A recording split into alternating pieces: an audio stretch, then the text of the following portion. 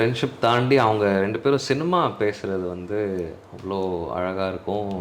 Even recently very fortunate, இப்போ last படம் release ஆகிறதுக்கு முன்னாடி ப்ரெஷ் ஷோ மிஷன். போடுறதுக்கு மிஷன் ஓகே. ப்ரெஷ் ஷோ போடுறதுக்கு முன்னாடி நானும் அப்பாவும் போயிருந்தோம். அங்கே கமல் சார் டப்பிங்க்கு வந்திருந்தார். ஓகே.